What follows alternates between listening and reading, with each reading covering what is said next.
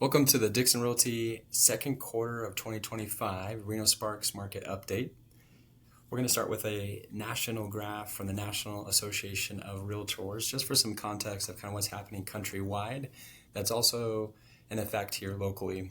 So this chart is showing housing units available for sale with two different measures. So one is in the blue line, existing homes for sale, all the way back since the year 2000 to essentially 2025 here, and then new home listings, which is the gold line. So we know that we've had a tight level of inventory across the country and especially here locally for lots of reasons. We kind of underbuilt for several years leading up to the pandemic. We also have just kind of old inventory, which people are wanting stuff that's more move-in ready and not project per se. To take on. And then also the third is just this rate lock effect, where you have sellers who want to make a move, but they're not willing to trade in their lower 2-3% mortgage for a new higher rate if they can't buy it with cash. So, but that's starting to change. People are starting to now either have to make a move or are leaning into the fact that rates aren't coming back down to where they were, and they're transitioning. So you can see in the last 3 to 4 months here, inventory's climbed both in new home listings and in active listings. And this is a trend that you're going to see as well here locally as we jump to more of the local graphs. So first and foremost, let's take a look at the median sales price. This is usually what most people want to know, what's happening there. So we're seeing it come in June of this year at $615,000. Surprisingly, that's a jump of 4% just in 1 month. What we have seen over the last several years is jumps up and down of a percentage point or a couple percentage points, but over the course of the full year, ending somewhere around 4 to 5 or 6% appreciation for the whole year. So I don't take this and run with it and think, oh my gosh, we're going to have a bunch of appreciation throughout the summer. If anything, I think we might even have this pull back a little bit because of how much inventory is growing and that the buyer demand isn't necessarily growing in line with the inventory either. But that is an increase of 15,000 or 2.5% year over year. Okay, our next graph, looking at homes sold.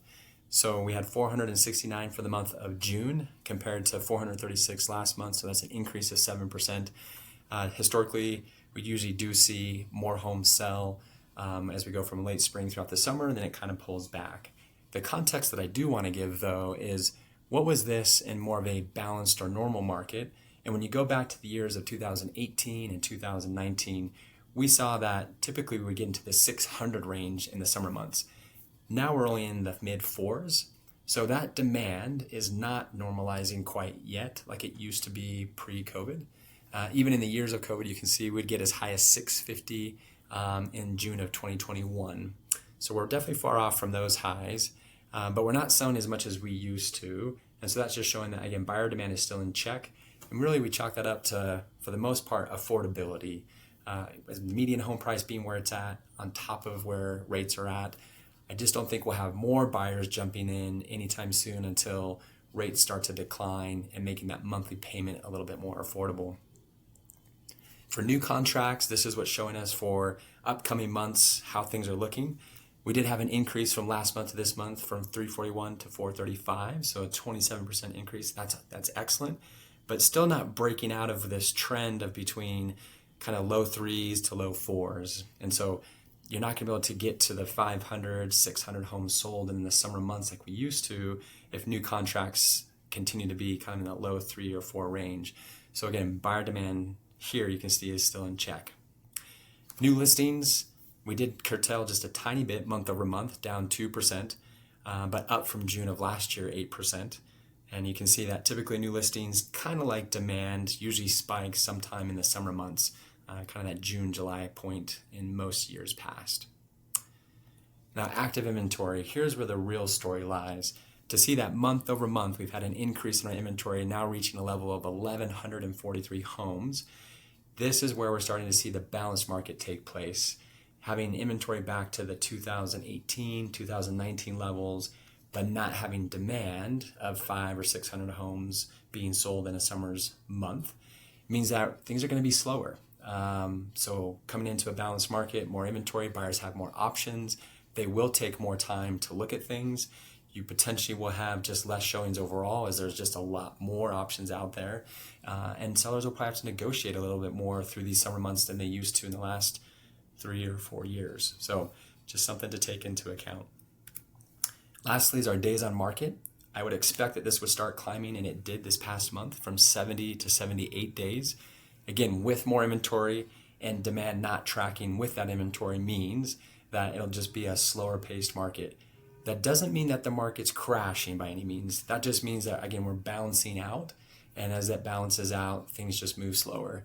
To give you some context around, in a more balanced market of like 2018, 2019, where we saw, again, 5 or 6% appreciation, still a solid year, that was closer to kind of an average of 80, 90 days on market. And that felt at that time like, again, very normal. We're just used to seeing things flying off the shelves, that for sellers to take 30, 60 days to get in a contract doesn't seem right. But again, on a historical context, that actually is more normal. It's just that 2020, 2021, 2022 have made it feel like if you don't get in contract or sell right away, that something's wrong. But no, it's just more of a balanced market. So I hope this has been helpful. If you have any other questions, we always encourage you to reach out to your favorite Dixon agent, and we hope that you have a wonderful rest of your summer.